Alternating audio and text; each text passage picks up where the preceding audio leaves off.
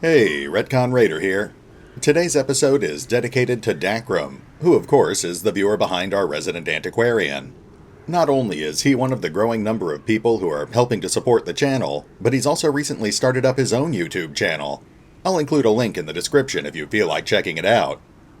That said, let's get started.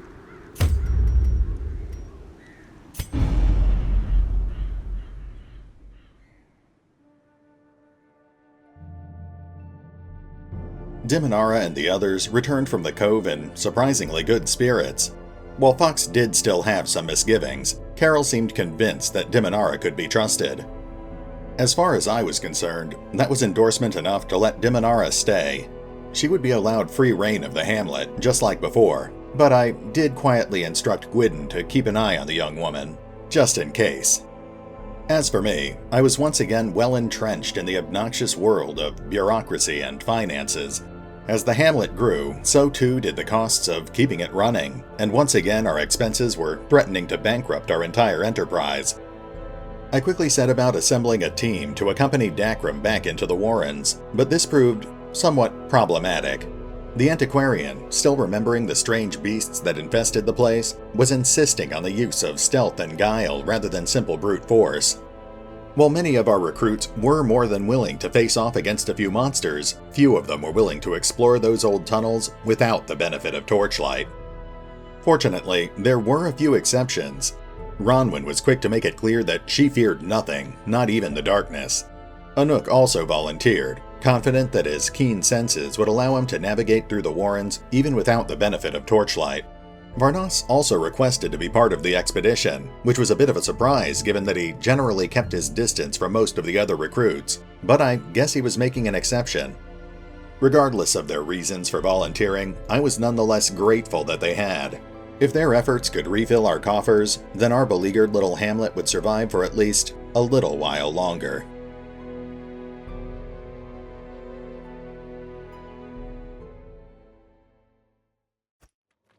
To prosecute our war against the swine, we must first scout their squalid homes. And welcome back. Once again, we're headed into the Warrens on a basic loot run. But, in an effort to keep things more interesting, we'll douse our torch immediately and do the whole run in the dark. Let's take a look at the heroes I'm about to kill. Rowan. Judas Varnas. Anuk. Dakrim. Alright, let's get started. And of course, we immediately ran into a blockade.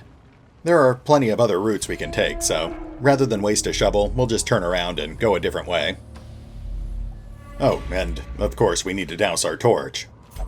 The darkness holds much worse than mere trickery and boogeymen.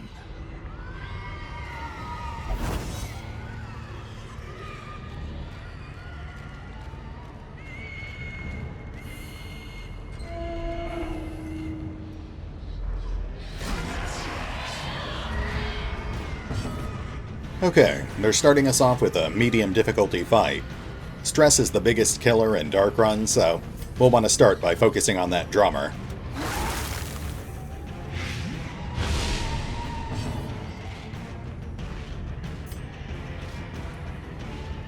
Let's keep stacking the damage over time.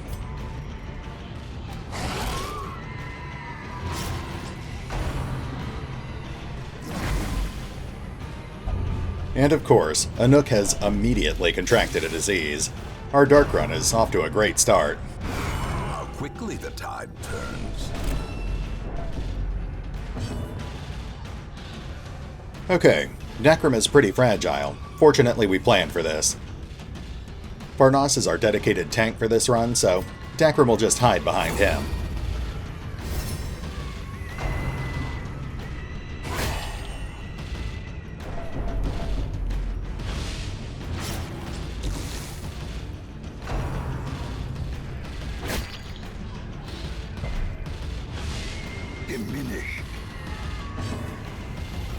The drummer is about to drop dead, so we need to focus on taking out the brawlers next.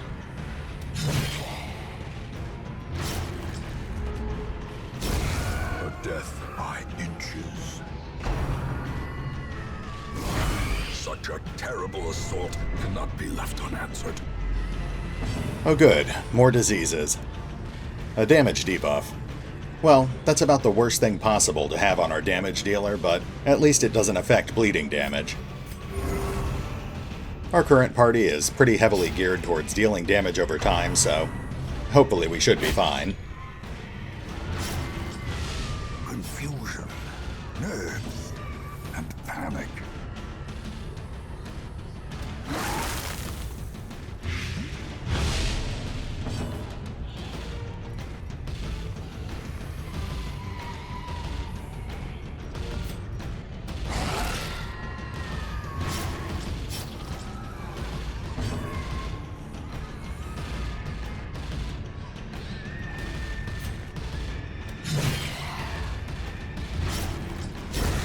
Slowly, gently. This is how a life is taken.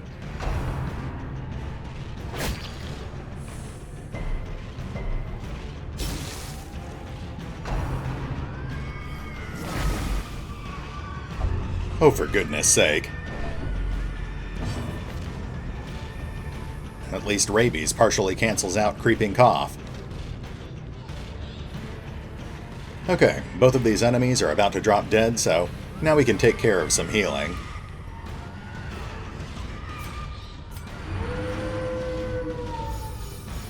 Obviously, you probably noticed we don't have a primary healer in this party build. Instead, we're relying on nothing but secondary healing abilities. We'll have to be careful, of course, but it should be enough to keep us alive. Especially if we keep getting criticals.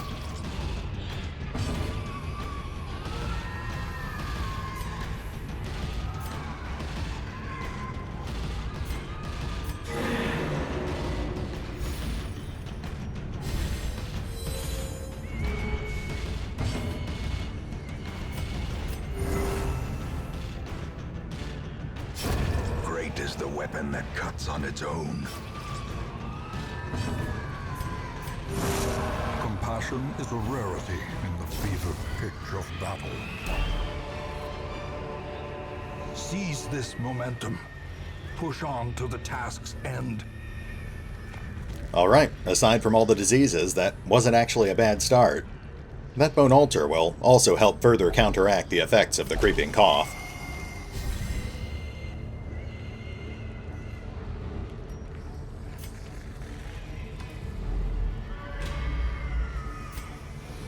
So you're probably wondering why I didn't bring any primary healers. What, am I some sort of crazy person who's bad at video games and wants to get all of his heroes killed? Well, yes, and no. What it really comes down to is, we've only got 4 primary healers and they're all about to hit rank 3. That means I need to save them for low-level boss fights. Besides, I thought this might make things a little more interesting.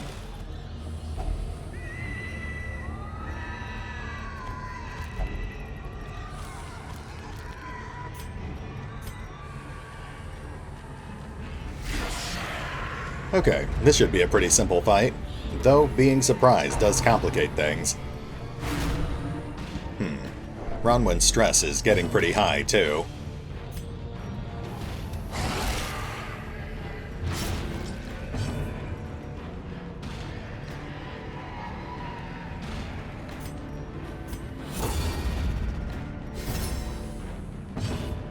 We need to prioritize getting Bronwyn up front first.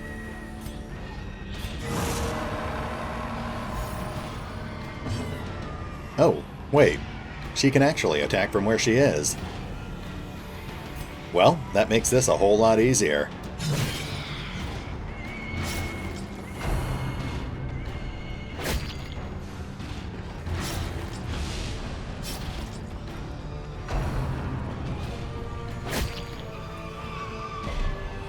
Nice. As long as Varnos is tanking, he can just hang back and heal himself.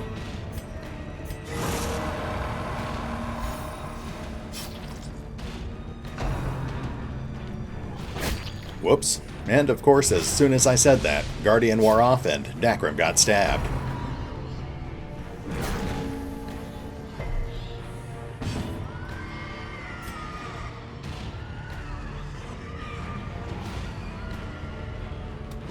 Impressive. Very nice. That brawler will drop dead on his next action.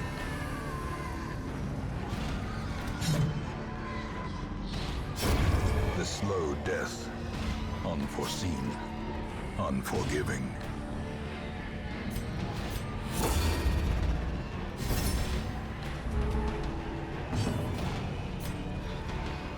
Press this advantage. Give them no quarter.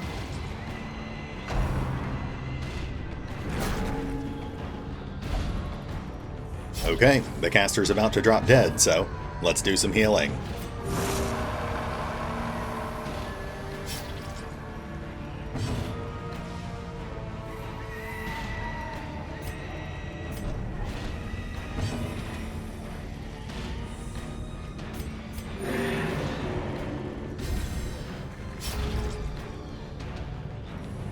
Confidence surges as the enemy crumbles. Not bad. Dakrim's in kind of rough shape, so let's have him eat some food real quick.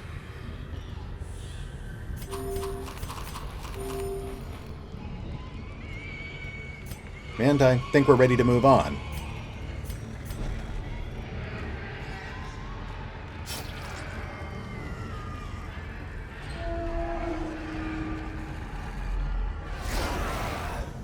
Carry-on crawlers. Those things are pretty much immune to being blighted, so we'll have to find some other way to take them out.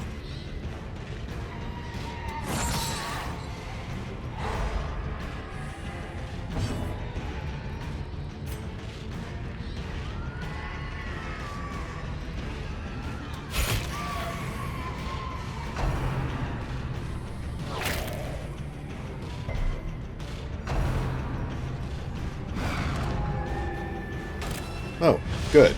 The drummer marked our tank. It's always nice when the monsters actively cooperate with our strategy.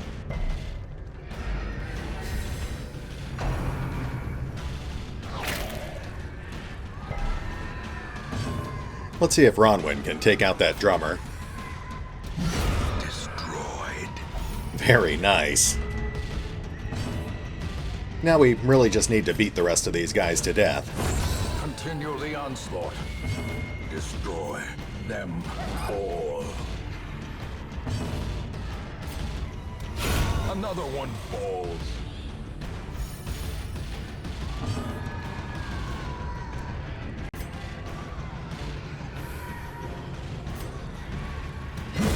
Executed with impunity.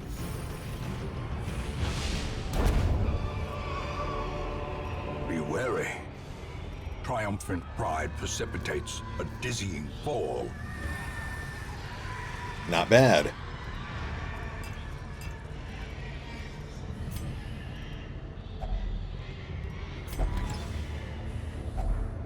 Finding the stuff is only the first test. Now it must be carried home. We're finally out of inventory space, so of course the dog treats are the first thing to go. Okay, let's keep moving. We've still got 5 more rooms to clear.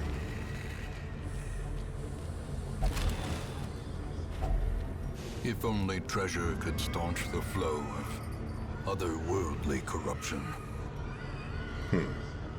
Let's dump the holy water.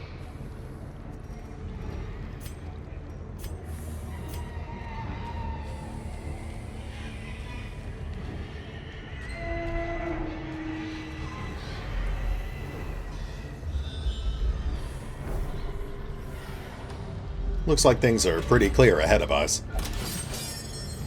We'll just circle around in a loop and then we'll head back to check out those last 3 rooms.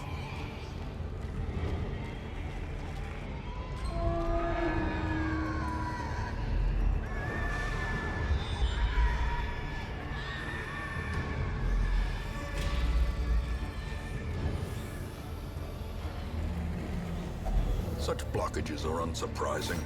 These tunnels predate even the earliest settlers.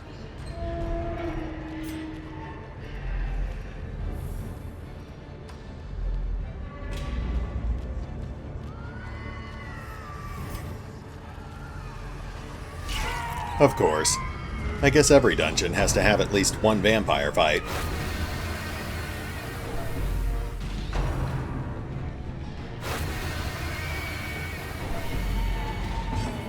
We'll focus on taking down the supplicants first. Varnas is on crowd control.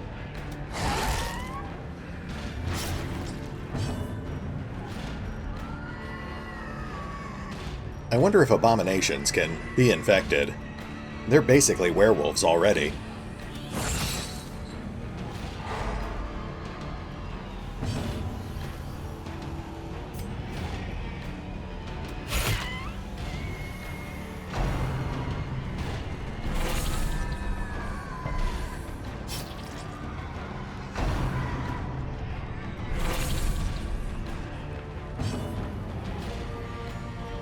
Okay, let's start working on the next supplicant.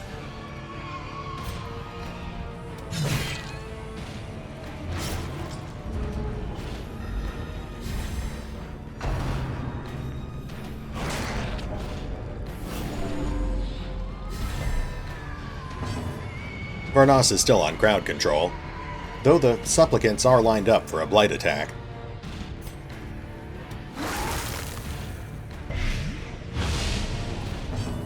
That takes care of one of them.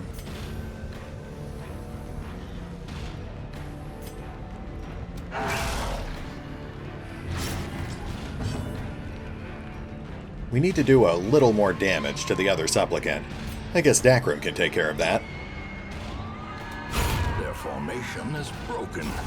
Maintain the offensive.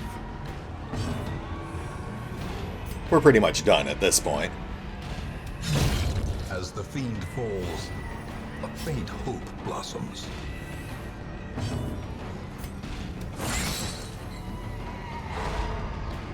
We should probably finish that thing off, but let's do a little healing first.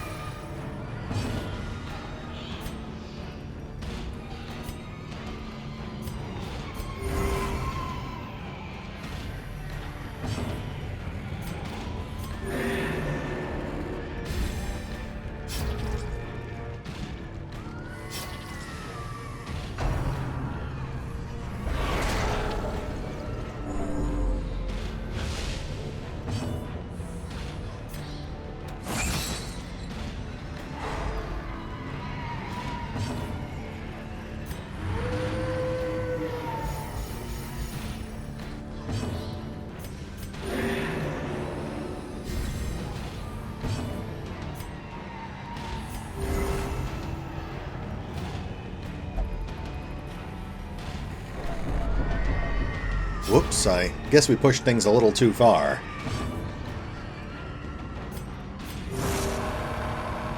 I did hear that they had put time limits on battles, but I think it was added after I had already stopped playing.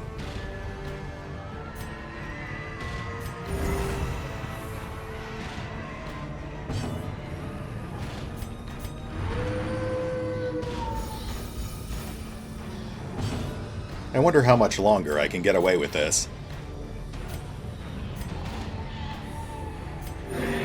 Compassion is a rarity in the fevered pitch of battle. Okay, Darkest Dungeon. Message received.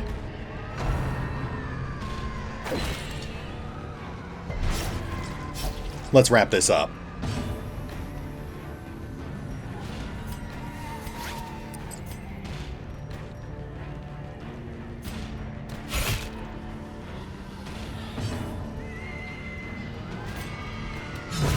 Another abomination cleansed from our lands.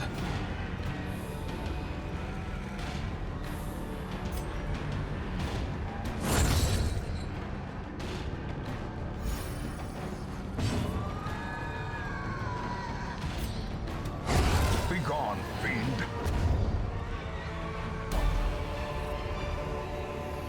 These nightmarish creatures can be felled. They can be beaten. We did come out of that fight a bit worse for wear, but I thought it was important to see how the time limits worked. We're actually still in pretty decent shape, but we are out of food. Hopefully we can make it through the last 3 rooms without starving.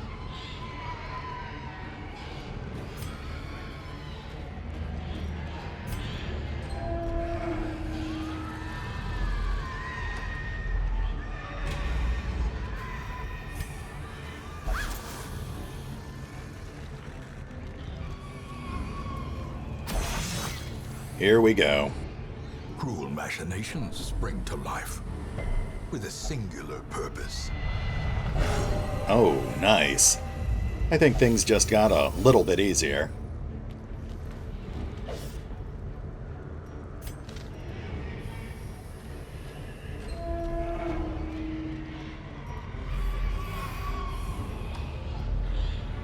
Just 2 rooms to go, and we're in pretty good shape. Watch your step. Of course, now Anuk is getting pretty stressed out.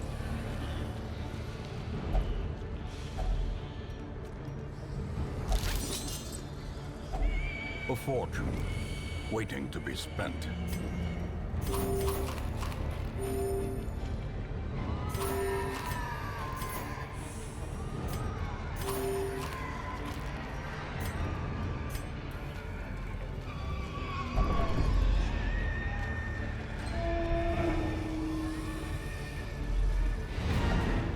Quest complete.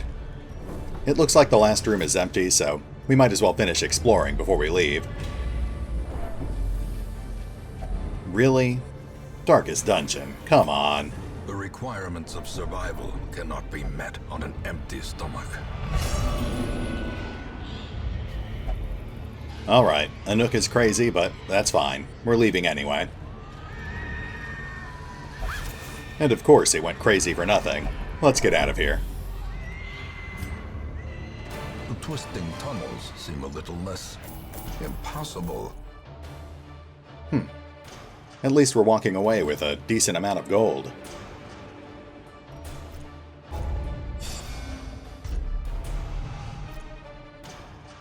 The quirks are a mixed bag as usual, but at least there's nothing too bad there.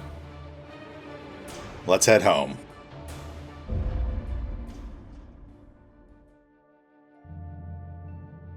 Although things hadn't gone quite as planned, the expedition into the Warrens had been a success. Bronwyn was particularly ecstatic, boasting loudly of her accomplishments for the better part of an hour. I politely indulged the barbarian for a time, but eventually I excused myself to help sort through all of the treasure that had been recovered. While Dakrim's strategy certainly hadn't been easy on the nerves, it was hard to argue with the results. The expedition had returned with a truly tremendous amount of gold and heirlooms. Now all I had to do was decide how to spend it. My first stop was at the sanitarium. The Vestal Order that ran the facility had proven indispensable thus far, and it only seemed right to repay the favor. I invested a hefty portion of our newfound wealth into upgrading some of the equipment, in hopes that it might help cure the growing assortment of unnatural diseases we were facing on a near-daily basis. Apparently, I wasn't the only one hoping for some manner of medical miracle, because we soon began attracting a curious new assortment of visitors. A wagon full of lepers arrived later in the week, raising more than a bit of alarm amongst the other townsfolk. Once they discovered that we had no cure to offer them, they agreed to move on. But the ill and infirm weren't the only ones who expressed an interest in the wide array of research projects I was currently funding. One of the other newcomers was a well-dressed man who introduced himself as Alistair Croft, an ideal addition to our motley group of doctors, priests, and academics. With Croft officially on the payroll, our lodgings had once again become insufficient for our needs. We were going to need to expand the hamlet again, and while I had ample wealth, I ran into an unexpected hurdle. Apparently, the neighboring Workmen's Guild had taken to questioning the legitimacy of my claim to the estate. It was an absurd insinuation, of course, but I knew better than to deliberately antagonize the guild. Unfortunately, the deeds and documents they sought were nowhere to be found. I spoke with the caretaker, and for once he seemed lucid enough to give me a straight answer. Apparently the deeds had been hidden away in the catacombs at the foot of the estate. It was inconvenient, of course, but at least it made our next course of action clear. I needed to assemble a new expedition, this time in hopes of recovering those documents. Dahl and Fox had already spent considerable time scouting out the ruins, so they were an ideal fit for the task. Cavendish and Croft were also quick to express their interest, though in their case, it was because they were quite eager to study a reanimated corpse up close. I suppose I could understand their curiosity, so I agreed to let them join the party. Still, given their enthusiasm, I felt it was important to remind them that their primary goal was to recover the deeds we needed to further expand the village. They laughed and nodded and eagerly reassured me that they had only my best interests in mind, but I still had my doubts. Of course, given the circumstances, I hardly had much room to complain. They were putting their lives at risk in the interest of furthering our cause. I would just have to hope that Dahl and Fox would be able to keep them from getting too distracted.